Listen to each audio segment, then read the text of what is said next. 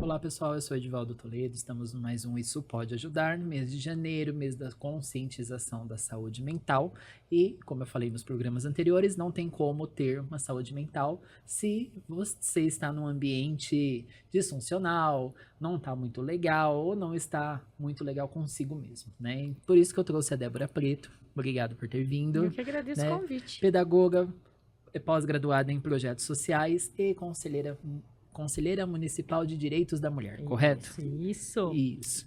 E eu quero falar sobre a mulher 60 mais, né? Vamos falar. Quais são qual é essa vivência desse 60 mais ativo economicamente, sexualmente e se divorciando. E é interessante quando a gente fala da mulher 60 mais, a gente precisa abrir um panorama, né? Que a gente precisa defender os direitos de todas as mulheres, Sim. né? E aí a gente faz um recorte de raça também, que é muito importante. Quando a gente vê índices de violência, a maioria é com a mulher negra. Exatamente.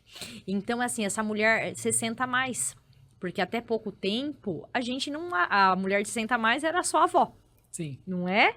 E hoje e como a gente defende esses direitos? E quando a gente tá falando dessa mulher da terceira idade, quando a gente pega essa mulher hoje e coloca ela na linha histórica, como que ela vem? A maioria delas, por assim dizer, né? Vem daquele casamento que era o casamento arranjado, naquela estrutura que a mulher, ela é a propriedade do marido. Uhum. Né? Aquela mulher que não foi estudar, porque não era um momento para isso, era aquela mulher que ficou a dolar, né? Cuidando da casa e dos filhos para os homens seguirem as suas vidas profissionais, né? Terem uma vida fora do lar. E aí essa mulher, por viúva, a separação, ela começa a ver um cenário que ela é ativa. E começa, eu acho que é um processo um pouco de redescoberta, assim, né? Onde eu estou nessa sociedade? Que mulher sou eu? O que eu gosto? Porque faz tanto tempo que ela estava vivendo em função de maridos e filhos. Eu penso que é uma redescoberta para essa mulher nesse caminho, né? Essa questão financeira. Se você pensar em postos de trabalho, a gente vê um caso assim, formou após tantos anos, que era meu sonho de menina, né? Quantos sonhos de menina, né, que não ficou para trás e que o único sonho era casar e ter filhos, por Sim. assim. E aí a gente pensa também, isso agora, eu lembrei de um caso do núcleo de uma mulher que já ela não tinha um relacionamento, né? Então ela nunca teve um relacionamento de papel passado, como ela costumava dizer. E depois ela sofreu uma violência de um homem jovem, porque tentou extorquir essa questão financeira e sexual. Né? E aí ela precisou tomar medicação até da profilaxia. Foi um caso bem... Porque você fica pensando, essa pessoa nessa idade, nenhuma idade, mas nessa idade não deveria nunca ter passado por isso na vida, né? Porque a gente vê essa pessoa com um olhar mais da fragilidade. Então, você conscientizar essa mulher, porque é uma mulher que já não nasceu na era tecnológica. Então, quantos golpes a gente vê, infelizmente, de celular que liga isso, falando isso. Como você deixar essa mulher mais instruída, por assim dizer, né? Mais em alerta para os perigos que, nesse momento social, ela é de um outro momento social, por assim dizer. E hoje, lá em Franco da Rocha, né, no CREAS, tinha um programa lá da alfabetização digital. E quando a gente fala da alfabetização digital, a gente está pensando o quê? Numa autonomia. Sim. Porque essa questão hoje tecnológica, você gera muitas violências, né? Você vai em um atendimento, muitos hoje até hospitalares, assim, medicamentosos, né, medicinais, enfim, é tudo touch, né? Lê assim, e uma coisa que você não nasceu nisso, né? Você tá tendo que se adaptar. Então, para essa mulher 60 mais, são muito mais desafios, por assim dizer, né? Porque ela vem de uma outra era onde a mulher tinha um outro papel social. Então, assim, é uma salva de palmas para essas mulheres que estão quebrando essas marcas, por assim dizer, e se vendo, né, em novos relacionamentos saudáveis, fazendo escolhas, estudando, trabalhando em funções que eram sonhos, por assim dizer, Ou né? se divorciando. Ou se divorciando, né? Entendendo, tendo acesso do que é um relacionamento abusivo, entendendo que hoje no Brasil existe o divórcio, as mulheres podem se divorciarem, né? Essa mulher pode viver uma outra história que não em um relacionamento, né? Sim. Isso aí. Débora, tem um outro assunto que muitas vezes é deixado de lado, né? Como as mulheres se sentem mais, também é deixado de lado. Como se a mulher envelheceu, ela Não- perdeu alguns direitos, Exato. né? Ou ela está muito frágil e não precisa ser assistida desta forma. Exato. Mas tem o público das mulheres trans. Como que é a abordagem, como que os direitos, né? Como que acontece essa adequação desse ser humano na sociedade, porque muitas vezes elas são marginalizadas, mas não porque elas querem, porque elas precisam estar marginalizadas por falta de espaço na Sobrevivência, sociedade, né? Sobrevivência. A E gente tem o exemplo da parlamentar, né? exato. Então, ela mesma já contou a história dela, que ela foi colocada para fora, que ela se sujeitou a programas por sobrevivência, mas ela conseguiu estudar, sair E quantas conseguem, né? raras passam dos 35 anos, e aí? E quando a gente tá falando de violência, né? Essa mulher, ela já passou por inúmeras violências com mais incidência do que as outras mulheres. E eu vou contar O uma abuso coisa. já começou lá na infância. Exato, né? A questão do bullying escolar, são várias questões. Eu trabalhei como orientadora educacional no Senai. E o Senai é assim, é uma escola para indústria. E esse ambiente de indústria é como? Ele é machista, ele é patriarcal. E eu recebi a gente tá falando assim, não usava nem o nome mulher trans, falava da travesti. Era Sim. esse o nome, apesar dela não era vir travestida. Ela era uma mulher trans. A primeira da rede, aparece para quem? Para mim, na minha escola. E já começou, qual banheiro que ela vai usar? O banheiro Como das assim? mulheres. Qual? Do deficiente, porque era um banheiro só para ela. Falei, não, ela vai usar o banheiro das mulheres. Ela é uma mulher. Ela é uma mulher. A gente tá falando, o Pedro tá com 11, isso há uns 13 anos, né? Que hoje não tá fácil, há uma década, né? E o e-mail, ela era a Nicole. E o e-mail era o nome do aluno, arroba, o curso, né? O nome do curso, arroba. Na chamada tava como? Nicolas. Ela não tinha direito ao nome social. Eu falei, não, ela vai ser chamada de Nicole. Chamavam ela, teve professores que chamavam Nicolas. E ela não respondia, porque o Nicolas não estava ali. Quem estava ali Era era a Nicole. E aí, quem estava ficando com falta? O Nicolas. Esse e-mail vinha Nicolas, alimentos, que era um curso de alimentos. Não, tive que ligar, tive que mexer na sede do Senai para mudar. Ela não era o Nicolas, era a Nicole. E aí, quando tinha encontros, então é você, da aluna, porque era a única na rede. Então, a gente tá falando assim, ela conseguiu aí, quando ela contava a história dela, né? Porque quando eu peguei as minhas calcinhas e saí de casa, porque era um lar violento, e ela estava lá com seus 17 anos tentando estudar. E só que ela não tinha ainda o nome social, ela queria fazer cirurgia, ainda não tinha idade para isso. Então, quantas violências, estou dando esse exemplo, que essa mulher, que agora eu me recordei com muito saudosismo, assim, e eu espero que eu tenha ajudado pelo menos um pouquinho nessa jornada de ser um pouco mais fácil, né? Ela tentou estudar, mas o próprio ambiente escolar não estava preparado para ela.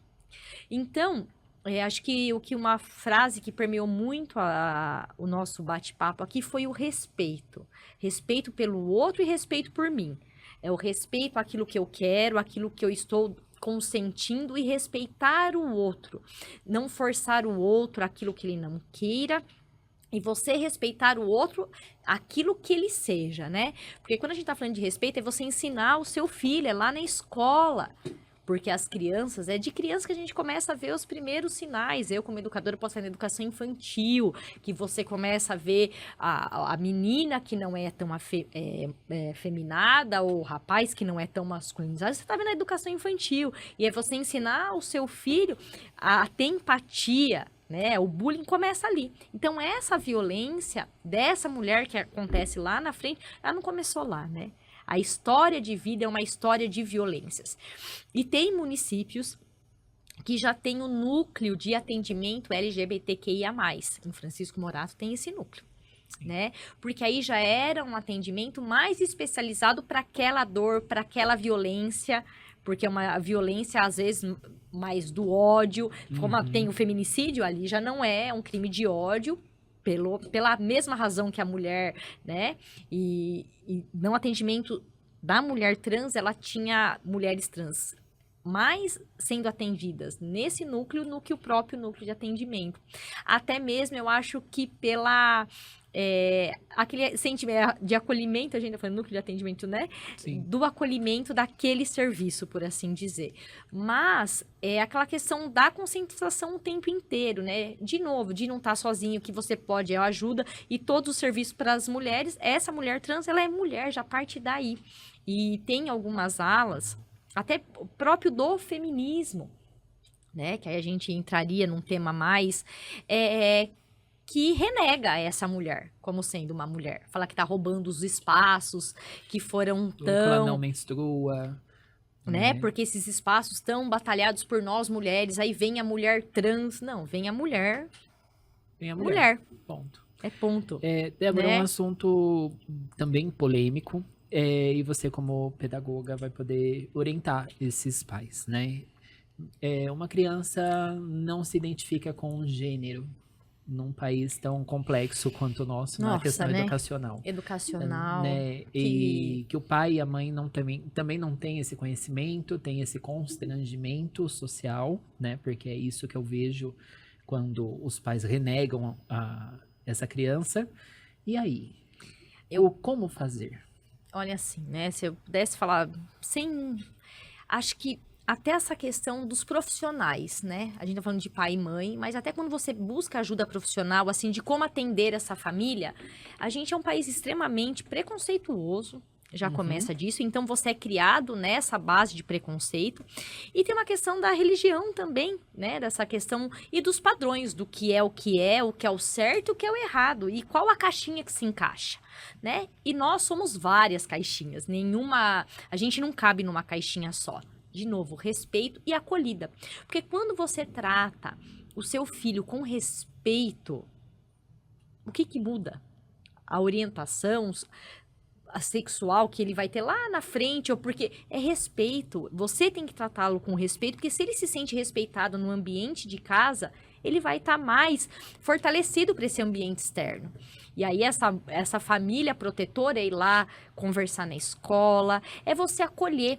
Eu acho que é a acolhida, é você sentir que o seu lar, como a gente viu que o lar normalmente não é o lugar mais seguro para crianças e para as mulheres.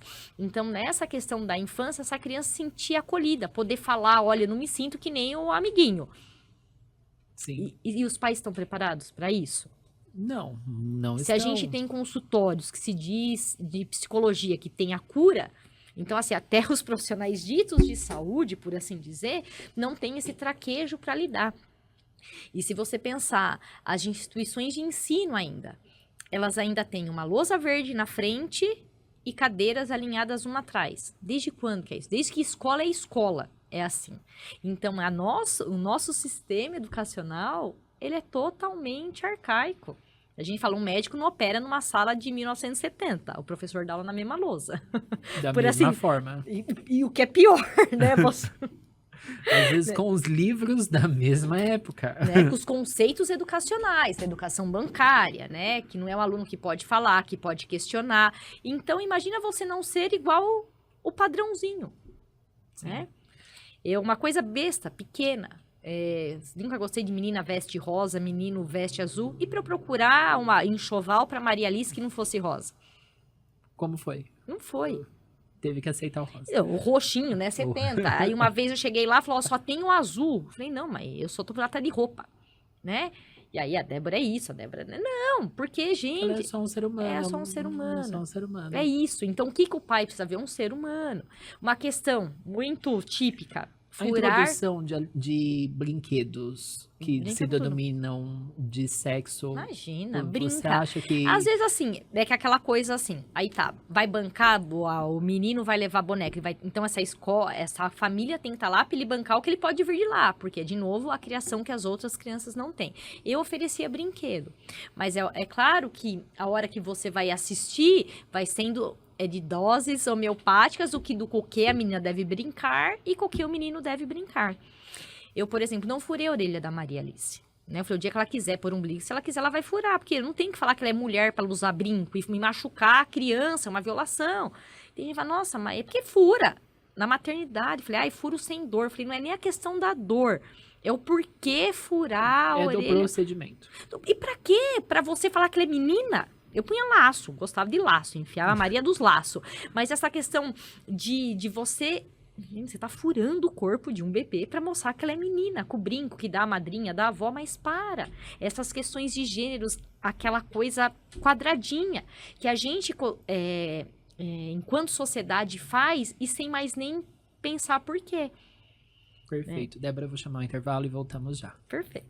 Olá, hoje vou apresentar a vocês um produto essencial para o cuidado com a pele, a vaselina líquida da DV Pharma. A vaselina líquida da DV Pharma é um lubrificante puro e versátil, perfeito para ser usada como emoliente, ajudando a suavizar e proteger a pele contra o ressecamento e o desconforto.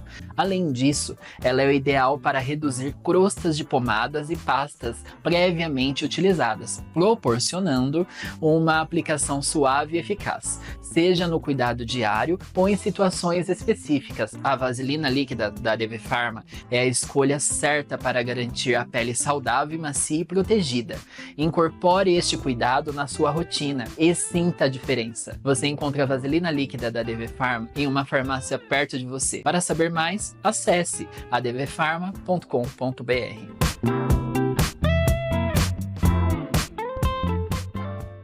Olá pessoal, estamos de volta com a Débora Preto. Débora, levando em consideração o mês de janeiro que estamos finalizando com a conscientização da saúde mental, o que seria primordial para uma criação de uma geração para que tenhamos uma saúde mental dentro de casa adequada? Olha, nossa, que lindo isso, né? Eu acho que é o respeito. A gente tem que respeitar o outro, né? Mais do que isso, é as pessoas entenderem da onde elas vieram, que modelo elas tiveram e se elas querem isso para os seus filhos. Só que muitos, mesmo não sendo um ambiente que vivia num ambiente harmonioso, acham que aquilo era o normal. Então a gente precisa quebrar ciclos, ir atrás de conhecimento, ir atrás daquilo que não fez bem pra gente, ressignificar. Eu uso uma expressão assim, não há receita para ser pai e mãe, e a gente também não se forma para ser pai e mãe, mas hoje a gente tem como buscar essa ajuda para melhorar. E para o quê? Para sermos melhores seres humanos, né? Em um ambiente com segurança, com amor, com certeza a gente cria pessoas melhores. Obrigado por ter vindo, Débora. Eu que agradeço o convite, foi uma honra. Como fazemos para achá-la? A Débora Preto. Site, Instagram, Facebook, Isso, tudo é fácil. Débora Preto vai me achar. Perfeito, obrigado. Obrigada, eu. E para você que precisa de atendimento domiciliar, entre em contato conosco no 11 94007 5391 ou no Instagram, @cuidareasaúde, ou no meu site, edivaldodetoledo.com.br. E até semana que vem, espero você. Tchau, tchau. Acabou! Chegou fevereiro!